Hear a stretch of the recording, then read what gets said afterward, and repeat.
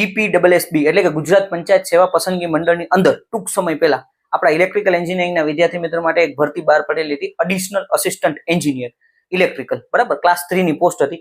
હવે એની અત્યારે exam date આવી ગઈ છે. ઓફિશિયલ નોટિફિકેશન છે એ આપણે GPSSB ની વેબસાઇટ છે ત્યાં તમને જોવા મળી જશે. એ ઉપરાંત આપણા બધા જ ટેલિગ્રામ ગ્રુપ, વોટ્સઅપ ગ્રુપની અંદર આપણે જે નોટિફિકેશન છે એ મોકલી દીધેલી છે. ખાસ એક્ઝામ છે એ 4/7/2026 ના રોજ શનિવારના દિવસે છે, બરાબર. 3 વાગ્યાથી લઈને 6 વાગ્યા સુધીનું તમારું પેપર હશે. 3 કલાકનું પેપર છે. બપોરે 3 થી 6 ની વચ્ચે તમારું પેપર લેવામાં આવશે 4/7/2026 ના રોજ, બરાબર.